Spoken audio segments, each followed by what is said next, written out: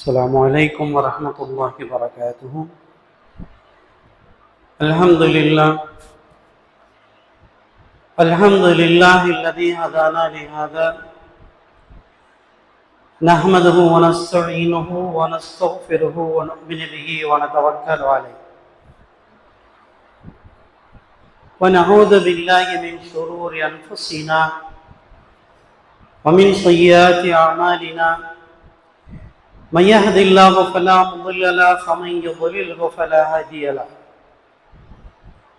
أشهد أن لا إله إلا الله وحده لا شريك له وأشهد أن سيدنا ونبينا مولانا محمدا عبده ورسوله. أما بعد فقد قال الله تبارك وتعالى في محكم تنزيل في الفرقان المجيد بعد أعوذ بالله من الشيطان الرجيم بفضل بسم الله الرحمن الرحيم. محمد رسول الله والذين معه أشداء على الكفار رحماء بينهم تراهم ركعا سجدا يبتغون فضلا من الله. صدق الله العلي العظيم. قال رسول الله صلى الله عليه وسلم من حج ولم يزرني فقد جفاني أو كما قال رسول الله صلى الله عليه وسلم. رب اشرح لي صدري ويسر لي أمري واحلل عقدة من لساني ويفقهوا قولي ربي زدني علما وارزقني فهما. اللهم صل على سيدنا محمد طب القلوب دوائها وعافية الأبدان وشفائها ونور الأبصار وضيائها وعلى آله وصحبه وبارك وسلم عليه. புகழ் அனைத்தும் அல்லாஹ் ஒருவனுக்கே உரித்தாகட்டுமாக. அவனுடைய சலாத்தும் சலாமும் கருணையும் இடைச்சமும் நமது நாயகம் நற்குணத்தின் தாயகம் நபிகளங்கள் பெருமானார் ரசூலே அக்ரம் தாஜிதாரே மதீனா சர்வரே காயினார் ஸல்லல்லாஹு அலைஹி வஸல்லம் அவர்கள் மீதும் அவர்களுடைய தோழர்கள் குடும்பத்தினர்கள் சஹாபாக்கள் தாபீன்கள் ஷுஹதாக்கள் அவுலியாக்கள் குறிப்பாக மூமின்களான முஸ்லிம்களான நம் அனைவர் மீதும் இன்றும் இனி என்றும் உண்டாகட்டுமாக. சங்கைக்குரிய அல்லாஹ்வின் நல்லடியார்களே, புனித ஹஜ் பயணத்தை நிறைவேற்றுவதற்காக வேண்டி புறப்பட்டு சென்ற ஹாஜிகள் எல்லாம் அவரவர்தம் நாடுகளுக்கு புறப்பட்டவர்கள் போக மீதி இருக்கக்கூடியவர்கள் எல்லாம் மக்கத்து ராஜா மதீனத்து ரோஜா எம்பெருமானார் ரசூலே அக்ரம் ஸல்லல்லாஹு அலைஹி வஸல்லம் அவர்கள் துயில் கொண்டிருக்கிற மதீனா நகரத்திலே சென்று தங்களுடைய உள்ளங்கள் எந்த நபியை காண வேண்டும் என்று வாழ்நாளெல்லாம் ஏங்கிக் கொண்டிருந்ததோ அந்த நபிக்கு முன்னால் நின்று கொண்டு சலாம் சொல்லிக் கொண்டே இருக்கிறார்கள். யார் ரசூலுல்லாஹ், இன்னார் உங்களுக்கு சலாம் சொன்னார்கள், இன்னார் உங்களுக்கு சலாம் சொன்னார்கள். ஞாபகம் வந்தாலும் வராவிட்டாலும் யாரெல்லாம் உங்களுக்கு சலாம் சொன்னார்களோ அவர்களின் சார்பாக உங்களுக்கு சலாம் சொல்கிறோம் என்று சொன்னால் மிகுந்த ஆச்சரியம் என்ன தெரியுமா? எத்தனை கோடி சலாம்கள் அங்கே சொல்லப்படுகிறதோ அத்தனை கோடி பேருக்கும் என் பெருமானார் ஸல்லல்லாஹு அலைஹி வஸல்லம் அவர்கள் வஅலைக வஅலைஹி ஸலாம் என்று சொல்கிறார்கள். நமக்கெல்லாம் சொல்லி தந்தவர்கள் ஆயிற்று. யாராவது சலாம் சொல்லி அனுப்பினால் இன்னார் உங்களுக்கு சலாம் சொன்னார்கள் என்று நம்ம இடத்துல வந்து சொன்னால் வஅலைக அலைஹி ஸலாம், சொல்லி அனுப்பவர் மீதும் வந்து சொன்ன உங்களின் மீதும் அல்லாஹ்வுடைய சாந்தியும் சமாதானம் உண்டாகட்டும் என்று சொல்லி தந்த மார்க்கத்தின் வழிகாட்டி கலங்கரை விளக்கம் அல்லவா என் பெருமானார் ஸல்லல்லாஹு அலைஹி வஸல்லம் அவர்கள். அவர்களிடத்திலே போய் எங்கிருந்தோ ஒருவர் இந்தோனேஷியாவில் இருந்தோ, நைஜீரியாவில் இருந்தோ, அல்ஜீரியாவில் இருந்தோ, இந்தியாவில் இருந்தோ, பாகிஸ்தானில் இருந்தோ அஸ்ஸலாமு அலைக்கும் யா ரசூலுல்லாஹ், உங்களுக்கு இன்னார் சலாம் சொன்னார்கள் என்று சொன்னார். எம் பெருமானார் கண்மணி ஸல்லல்லாஹு அலைஹி வஸல்லம் அவர்கள் சொன்னவருக்கும் சொல்லி அனுப்பியவருக்கும் சேர்த்து பதில் சலாம் சொல்வதாக ஆதாரபூர்வமான ஹதீஸ்கள் நமக்கு சொல்லுகிறது. ஆக சென்றவர்களுக்கும் செல்ல முடியாதவர்களுக்கும் என் பெருமானார் ஸல்லல்லாஹு அலைஹி வஸல்லம் அவர்களுடைய சலாமுடைய பாக்கியம் கிடைத்தே தீரும் என்பதில் சந்தேகம் இல்லை. அருமையானவர்களே, மதீனாவை பற்றி நிறைய விஷயங்கள் நமக்கு தெரிந்திருந்தாலும் தெரிந்த ஆச்சரியங்கள் இருக்கும் பொழுது தெரியாத சில அதிசயமான செய்திகளும் இருக்கத்தான் செய்கிறது.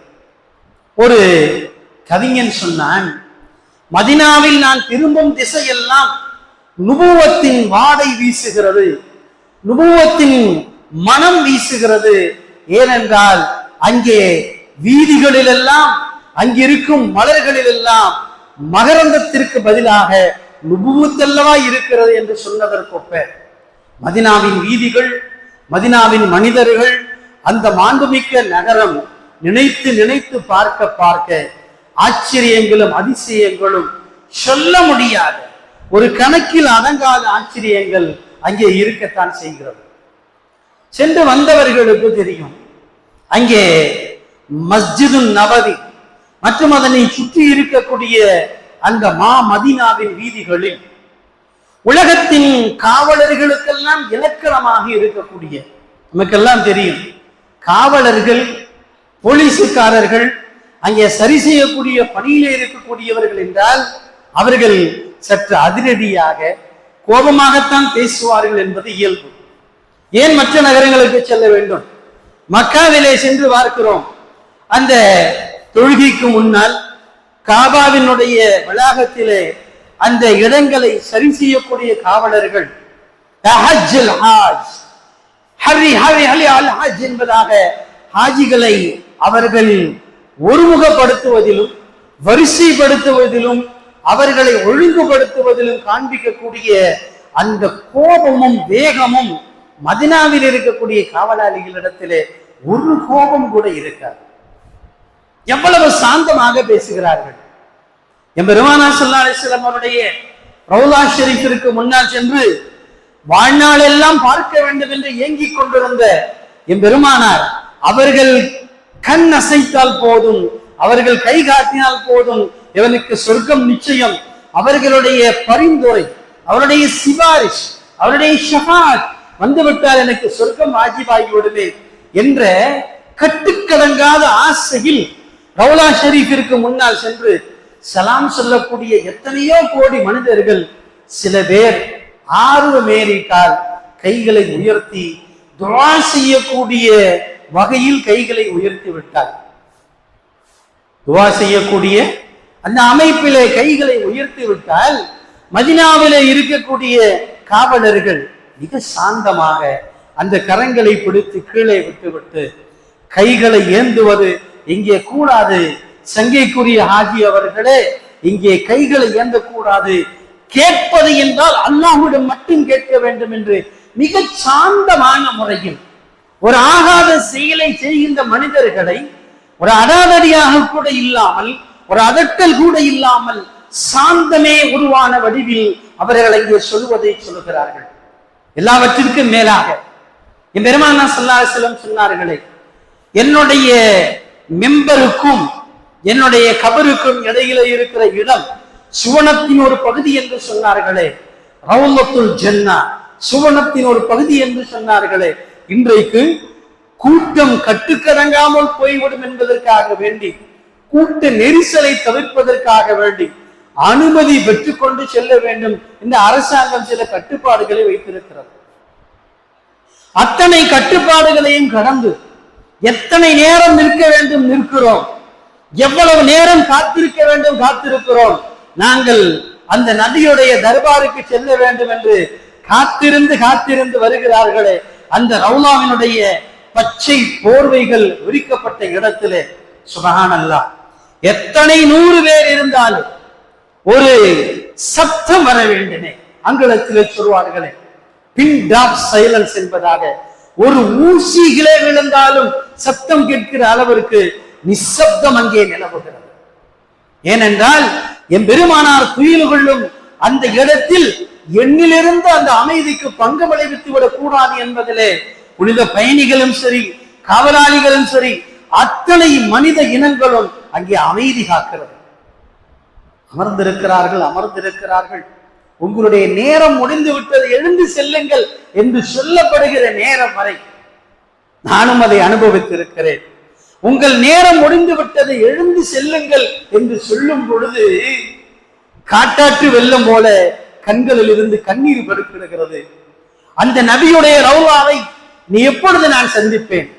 நாளை மறுமையில் அவர்களில் கரம் பிடித்து சொர்க்கம் செல்ல வேண்டும். இங்கே இதோ அவர்களின் இடத்தே அமர்ந்து கொண்டு என்னுடைய உலகத்தின் எல்லா துன்பங்களையும் தூக்கி எறிந்து விட்டு, எல்லா விதமான கஷ்டங்கள் கவலைகளை எல்லாம் மறந்து விட்டு ஏதோ நபியோடு நான் சங்கமித்திருக்கிறேனே, இனி நான் இந்த பாக்கியமான நேரத்தை எப்பொழுது அடைவேன் என்று அங்கே கட்டுக்கடங்காமல் கண்ணீர் பெருக்கெடுத்து ஓடுகிறார். அருமையானவர்களே, இந்த மதீனாவை பற்றி நமக்கு நிறைய விஷயங்கள் தெரிந்திருந்தாலும் சில தெரியாத விஷயங்களும் இருக்கிறது.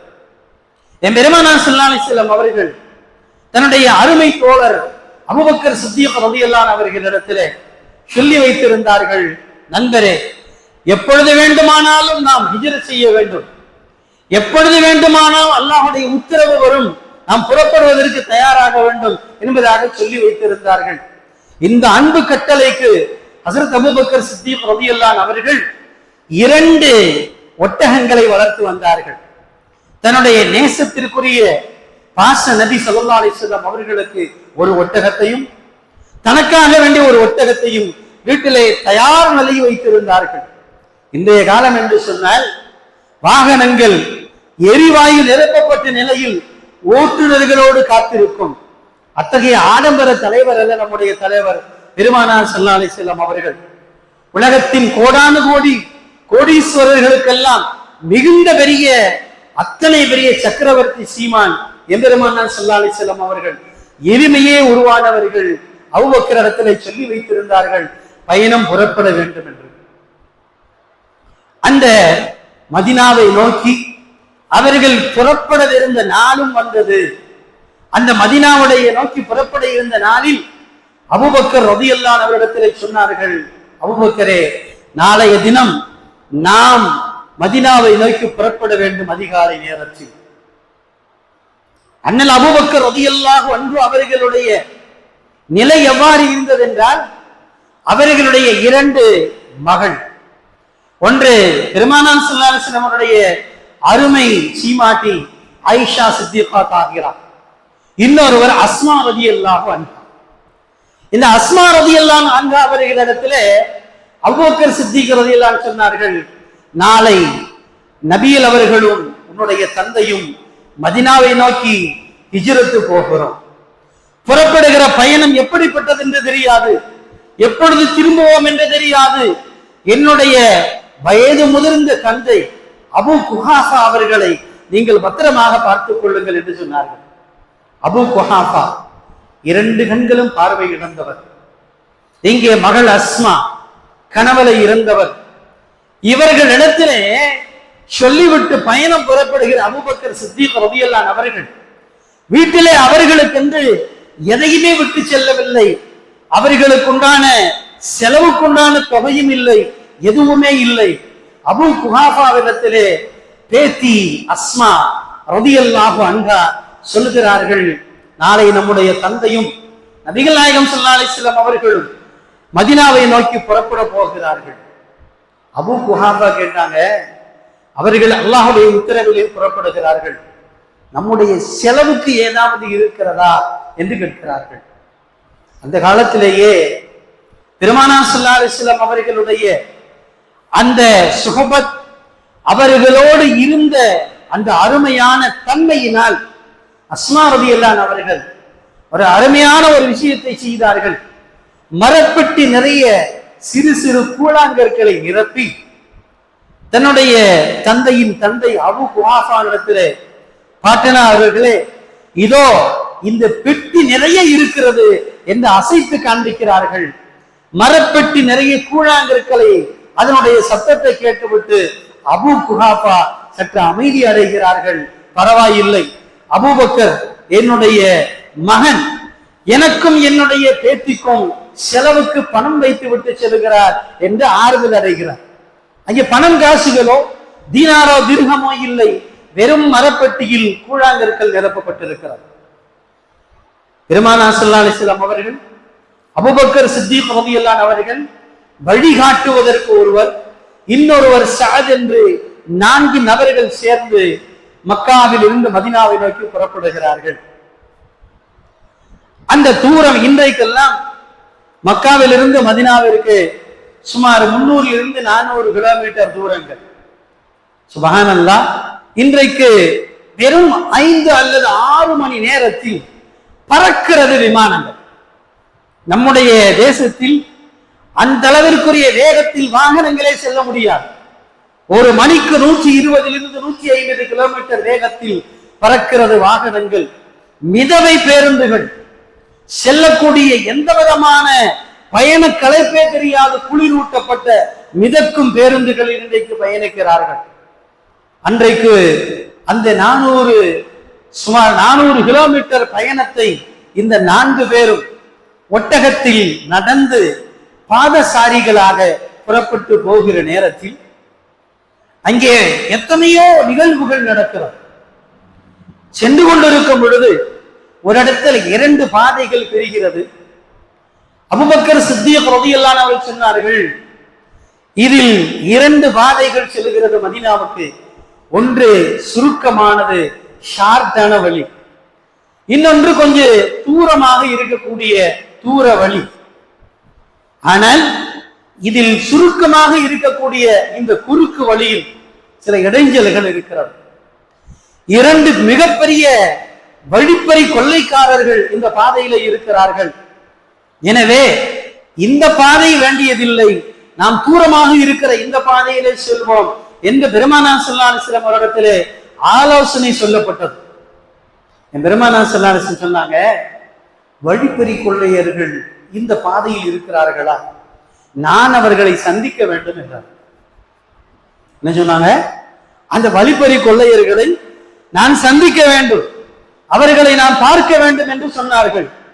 ஹஸரத் அபூபக்கர் சித்தீக்கும் சஅதும் பெருமானார் ஸல்லல்லாஹு அலைஹி வஸல்லம் ஆசைப்பட்டு விட்டார்கள் என்பதற்காக அந்த பாதை வழியாக செல்கிறார்கள். சென்று நீண்ட தூர பயணம், மரத்தடியிலே தங்கி இருக்கிறார்கள்.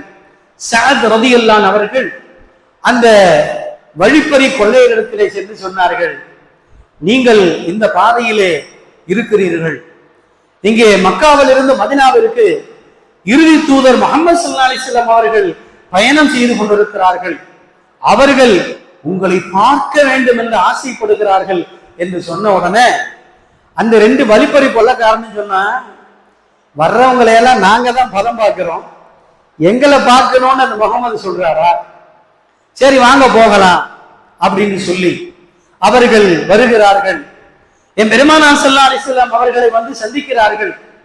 நபிகள் பெருமானார் ஸல்லல்லாஹு அலைஹி வஸல்லம் அவர்கள் பேச பேச பேச அந்த 2 வழிப்பறி கொள்ளையர்களும் மனமாற்றம் ஏற்பட்டு, சிந்தனை சிதறல் ஏற்பட்டு, அஷ்ஹது அல்லா இலாஹ இல்லல்லாஹ் வ அன்னக ரசூலுல்லாஹ் என்று கலிமா சொல்லி இஸ்லாத்திலே தன்னை இணைத்துக் கொண்டார்கள். என் பெருமானார் ஸல்லல்லாஹு அலைஹி வஸல்லம் அவர்கள் மக்காவிலிருந்து மதீனாவிற்கு வெறும் பயணமாக அவர்கள் செல்லவில்லை. அந்த பயணத்தை அச்சமுள்ள பாதையாக இருந்த ஒரு பயணத்தை அச்சமற்ற பாதையாக மாற்றுகிறார்கள்.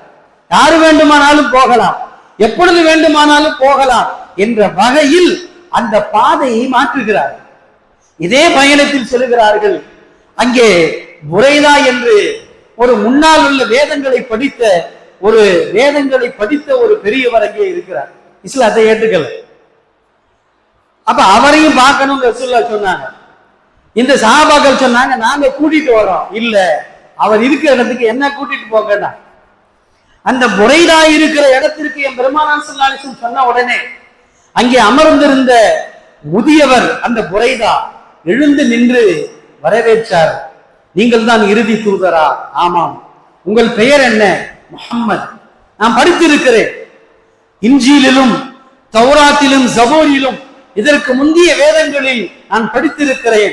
மக்காவில் கடைசி தூதர் ஒருவர் வருவார், அவர் முஹம்மது என்று பெயருடையவராக இருப்பார் என்று நான் படித்திருக்கிறேன் என்று அவரும் களிமா சொல்லிட்டு சொன்னாரு, சற்று நேரம் இருங்கள், என்னை சேர்ந்த 80 குடும்பங்கள் இங்கே இருக்கிறது, அத்தனை பேரையும் அழைத்து வருகிறேன், அத்தனை பேரும் களிமா சொல்லுவாங்கன்னு சொன்னார். போகின்ற பாதையில் எல்லாம் என் பெருமானார் ஸல்லல்லாஹு அலைஹி வஸல்லம் அவர்களை சந்திப்பவர்கள் எல்லாம் சன்மார்க்கத்தில் தன்னை சேர்த்துக் கொண்டார்கள். இங்கே மதீனாவிற்கு வருகின்ற பொழுது வந்து சேருகிறார்கள். மிகப்பெரிய ஆச்சரியம், மக்கா அவர்களை துரத்தி அடித்தது, மதீனா 2 கரங்களையும் நீட்டி வரவேற்கிறது. நாம் எல்லாம் கேள்விப்பட்டிருக்கலாம். மதீனாவிற்குள் என் பெருமானார் ஸல்லல்லாஹு அலைஹி வஸல்லம் அவர்கள் நுழைகின்ற பொழுது மதீனாவிலே இருக்கிற ஏழைகள், பணக்காரர்கள், செல்வந்தர்கள், படித்தவர்கள், பாமரர்கள், ஒட்டகத்தின் பந்தைகளுக்கு சொந்தக்காரர்கள், பேரித்தமிழ் தோட்டத்திற்கு சொந்தக்காரர்கள் எல்லோரும் அங்கே மதீனாவின் நகரத்தை விட்டு வெளியிலே வந்து பெருமானாரின் வருகைக்காக காத்திருக்கிறார்கள். ஈச்ச மரத்தின் உச்சியிலே ஏறி நின்று கொண்டு சில மனிதர்கள் பார்த்து கொண்டே இருக்கிறார்கள். அதோ ஒட்டகத்தில் சில மனிதர்கள் வருகிறார்கள், அவர்கள்தான் நபி என்று சத்தமிட்டு சொன்ன உடனே தல அல் பத்ரு அலைனா, தல அல் பத்ரு அலைனா, மதீனாவில் இருக்கிற எல்லோருமே அங்கே இருக்கிற விஷயங்களை பேரிச்சமர மட்டைகளிலும் இன்ன பிற விஷயங்களிலும் தாளமிட்டு கொண்டு எங்களின் மீது குளிர்ந்த சூரியன் உதயமாகி இருக்கிறது என்று பாடல்களை செய்தார்கள். தல அல் பத்ரு அலைனா, எங்கள் மீது குளிர்ந்த சூரியன் வந்திருக்கிறது, இவரை சந்தித்தாலே எங்களுடைய சங்கடங்கள் நீங்கி போகும் என்று பொருள்பட கவிதைகள் படிக்கிறார்கள். மதீனாவிற்குள் வந்து விட்டார்கள். எல்லோரும் சொல்லுகிறார்கள், நபியே எங்கள் வீட்டிலே வந்து தங்குங்கள், எங்கள் வீட்டிலே வந்து தங்குங்கள் என்று சொன்னார்கள். என் பெருமானார் ஸல்லல்லாஹு அலைஹி வஸல்லம் அவர்கள் சொன்னார்கள், எல்லோருக்குமே ஆசை இருக்கிறது, ஒருவர் வீட்டுல போய் தங்குனா இன்னொருத்தர் வருத்தப்படுவார், ஒருத்தர் வீட்டுல போய் தங்குனா இன்னொருத்தர் சங்கடப்படுவார். ஒட்டகத்தின் கயிற்றை விட்டு விட்டார்கள். இந்த ஒட்டகம் யாருடைய வீட்டில் போய் மண்டியிடுகிறதோ அவருடைய வீட்டில் நான் தங்குவேன்னு சொன்னான். நேராக சென்றது ஒட்டகம். அபு அய்யூபுல் அன்சாரி ரலியல்லாஹு அன்ஹு அவருடைய வீட்டிலே சென்று நீங்க நின்று விட்டது, மண்டியிட்டு படுத்து விட்டது. எல்லோருக்குமே சந்தோஷம். ரசூலுல்லாஹ் எங்கேயும் நிக்கல, ஒட்டகம் தான் தானா போய் நிக்குது. அபு அய்யூபுல் அன்சாரி அப்படியே ஆனந்த கூத்தாடுற, என் வீட்டுக்கு ரசூலுல்லாஹ் வந்துட்டாங்கன்னு சொல்லி. இப்ப நமக்கெல்லாம் என்ன தெரியும், அபு அய்யூபுடைய வீட்டுக்கு ரசூலுல்லாஹ் போனாங்க, இதுதான் தெரிந்த செய்தி. தெரியாத செய்தி என்ன தெரியுமா, இந்த அபு அய்யூபுல் அன்சாரியுடைய வீடு இருக்கிறதே, இந்த வீடு எத்தனையோ நூற்றாண்டுகளுக்கு முன்னால் ஒரு மன்னரால் கட்டப்பட்டது. அந்த மன்னருடைய பெயர் துப்பா அப்படின்னு சொல்லி ஒரு அரசர்.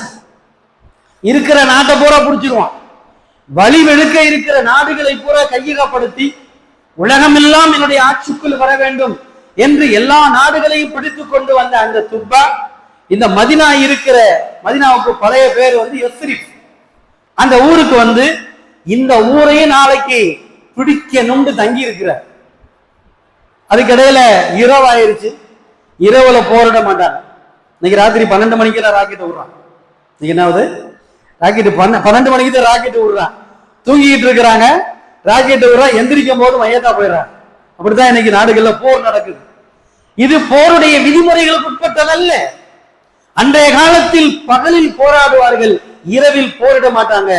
மக்கள், பெண்கள் உறங்குவார்கள், எந்த இடங்களிலும் இருக்கக்கூடாது சொல்லி இரவுல போராட மாட்டாங்க.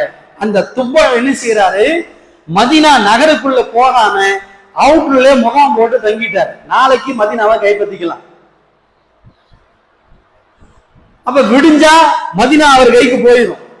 அன்றைய இரவு அந்த துப்பாவுடைய மன்னருக்கு மதீனா வாசிகள் என்ன செய்யறாங்க, சாப்பாடு கொடுத்து அனுப்புறாங்க. யாரோ ரொம்ப தூரத்துல இருந்து தங்கி இருக்கிறாங்க, இவங்களுக்கு என்ன செய்வோம், நம்ம உணவு கொடுப்போம் சொல்லி. அந்த மன்னருக்கு ஆச்சரியம், என்னையா உன் ஊரை புடிச்சு நான் என்ன செய்ய போறேன், உன் ஊரை நான் கைப்பற்ற போறேன், ஆனா நீங்க எனக்கு சாப்பாடு தரீங்க, எப்படிப்பட்ட ஊராக இருக்கும், இவ்வளவு ஆச்சரியமாக இந்த உலகத்தில் ஒரு ஊர் இருக்கிறதா அப்படின்னு சொல்லி தன்னுடைய படையில இருக்கக்கூடிய வேதம் படித்தவர்கள் தான் இந்த ஊரை பத்தி கேட்கிறார். அந்த வேதம் படிச்சவங்க எல்லாம் ஏடுகள்லாம் எடுத்து படிச்சுட்டு சொன்னாங்க, இந்த ஊருக்கு பேர் யஸ்ரிப், பின்னாடி இந்த ஊருக்கு கடைசி நபி வருவார். அவர் வந்ததுக்கு அப்புறம் இந்த ஊருக்கு மதீனான்னு பேரை மாத்துவார். அவர் இந்த ஊர்ல தான் தங்குவாரு, இங்கதான் மௌத்தா போவாரு, இங்கதான் அடக்கமாவார் அப்படின்னு சொன்ன உடனே இந்த மன்னருக்கு ஆச்சரியம். இவர் கூட 400 பேர் வந்திருந்தார். வந்தவர் என்ன செஞ்சாரு, அந்த மதீனாவை சுற்றி 400 வீடுகள் கட்ட சொன்னார். 400 வீடுகள் கட்டி விட்டு இன்னொரு வீடு ஸ்பெஷலா ஒரு வீடு போட்டார். இந்த வீட்டை எத்தனை வருஷம், ரசூலுல்லாஹ் வர்றதுக்கு 1100 வருஷத்துக்கு முன்னாடி இது நடக்குது. இந்த வீட்டை, இந்த விசேஷமான இந்த வீட்டுல அந்த நபி வரும் பொழுது இங்கே தங்க சொல்லுங்கள் என்று சொல்கிறார். அப்ப அவர் சில கவிதைகளை எழுதி கொடுத்தார். இறைவன் என்னுடைய வாழ்நாளை ஈட்டித்து கொடுத்தால், அந்த நபியை சந்திக்கும் பாக்கியம் கிடைத்தால் நான் சந்தித்து விடுவேன். இல்லாவிட்டால் அங்கே அன்னைக்கு யார் இருக்கிறாங்களோ அவங்க இந்த கவிதையை அவர்கிட்ட கொடுங்க, எனக்காக அவரை துஆ செய்ய சொல்லுங்க, நான் அவரை உண்மையானவர் என்று நம்புகிறேன் அப்படின்னு சொல்லி நூற்றுக்கணக்கான வருஷத்துக்கு முன்னாடியே வீடொன்றை கட்டி அந்த வீட்டின் சாவியை அந்த அங்கே இருந்தவங்கள்ட்ட ஒப்படைச்சிட்டார். வழி வழியா வம்ச வழியா அந்த வீடு வந்து கடைசியாக ரசூலுல்லாஹ் வரும்போது அந்த வீட்டுல இருந்தது யாரு, அபு அய்யூப் அன்சாரி. அந்த வீட்டுல தான் ஒட்டாம போய் நின்றுச்சு, ரசூலுல்லாஹ் இறங்கிட்டாங்க. இப்ப நமக்கு தெரிஞ்ச செய்தி என்ன, அபு அய்யூபுடைய வீட்டுல ரசூலுல்லாஹ் போய் தங்குறாங்கன்னு. தெரியாத விஷயம் என்ன தெரியுமா, ரசூலுல்லாஹ்வுக்கு கட்டின வீட்டுல தான் அபு அய்யூப் அன்சாரி தங்கி இருந்தார். என்னங்க, ரசூலுல்லாஹ்வுக்கு சொல்லி கட்டின வீட்டுல தான் அபு அய்யூப் அன்சாரி தங்கி இருந்தார். அவ்வளவு பெரிய மகத்தான ஊர். இன்றைக்கும் போய் பார்க்கலாம். மதீனாவிலே வியாபாரம் செய்கிறார்களே, அந்த வியாபாரிகளிடத்துல இருக்கிற ஒரு கனி, அதாவது உள்ளம் கனிந்த வார்த்தைகள். ஒரு பொருள் கேட்கிறோம், இது எவ்வளவு விலைன்னு சொல்லி கேட்டா வாஹிதுன்னு சொல்லுவார், 1 ரியால் சொல்லுவார், 2 ரியாலா இருந்தா ரியாலைன்னு சொல்லுவார், 10 ரியாலா இருந்தா அஷரன்னு சொல்லுவார். சொல்லிட்டு அவர் பாட்டுக்கு வேலையை பார்த்துக்கிட்டு இருப்பார். உங்கள்கிட்ட பொருளை எடுத்து கொடுத்துட்டு காசெல்லாம் கேட்க மாட்டார். நம்ம ஊர்ல பேரம் பேசுறோம்ல, நான் காசு போட்டு வாங்கி வச்சிருக்கேன், என்ன பேரம் பேசுற அப்படின்னு சொல்லி கேட்கிறோம்ல, இந்த பேரம் பேசுறதே மதீனாவாசிகள்கிட்ட இருக்காது. பொருளுடைய விலையை சொல்லிட்டு அவங்க பாட்டுக்கு நிற்பாங்க. நாம எந்த பொருளை எடுக்கிறோமோ அந்த பொருளுக்குரிய காசை கொடுத்தா வாங்குவாங்க. அப்படித்தான் இருக்கிறாங்க. அதனாலதான் சொல்லுவாங்க, மதீனாவில் உள்ள வியாபாரிகளை ஏமாற்றாதீர்கள், அவர்கள் ஏமாளிகள் சொல்லுவாங்க. மதீனாவில் உள்ள மக்களை நம்ம ஊர்ல உள்ளவங்க என்ன செய்வாங்க, போயிட்டு 2 எடுத்துட்டு 1 பொருளுக்கு காசு கொடுக்குறது, இதெல்லாம் நடக்கும். 2 ஜாமான் எடுத்துட்டு 1 பொருளுக்கு காசு கொடுக்குறது. ஏன்னா களவாணி எங்க போனாலும் களவாணியா தான் இருப்பான். நல்லவன் எல்லா ஊருக்கு போனாலும் நல்லவனா இருப்பான். சொல்லுவோம்ல, மக்காவுக்கு போய் களவாங்கிறவன் இருக்கான், மதீனாவுக்கு போய் திருட்டுத்தனம் பண்றவன் இருக்கான். நல்லவன் நம்ம ஊர்லயும் நல்லவனா தான் இருப்பான், கெட்டவன் அங்க போனாலும் கெட்டவனா தான் இருப்பான். அப்ப ரசூலுல்லாஹ் சொன்னாங்க, அவர்களுடைய மதீனத்து நகர் இருக்கிறதே, வியாபாரிகள் கூட என்ன செய்ய மாட்டாங்க, ஒரு அதிரடியா பேச மாட்டாங்க, பேரம் பேச மாட்டார்கள். நான் முன்னால் சொன்னதை போன்று அங்க இருக்கக்கூடிய போலீஸ்காரங்க கூட அதிர்ந்து பேச மாட்டார்கள். ஏனென்றால் என் நபி இங்கே உறங்குகிறார்கள், அவர்களுடைய அமைதிக்கு எந்த கஷ்டமும் வந்துவிடக் கூடாது என்று தங்கி இருக்கிறார்கள். எனவே அருமையானவர்களே, நாமும் ஆசைப்படுவோம், அந்த நபியுடைய இடத்திற்கு நாம் செல்ல வேண்டும். நபியுடைய நெஞ்சுக்கு நேராக நின்று யா ரசூலுல்லாஹ் அஸ்ஸலாமு அலைக்கும் என்று சொல்ல வேண்டும். அவர்கள் எதற்கு வலைக்கும் அஸ்ஸலாம் என்று சொல்ல வேண்டும். அந்த பதில் கிடைத்து விட்டால் நமக்கு சொர்க்கம் ஆஜிபாய். எல்லாம் வல்ல அல்லாஹ் தஆலா நபியை சந்தித்து சலாம் சொல்லும் பாக்கியத்தை நம் எல்லோருக்கும் நசீபாக்கி தருவானாக. அஸ்ஸலாமு அலைக்கும் வரஹ்மத்துல்லாஹி வபரகாத்துஹு.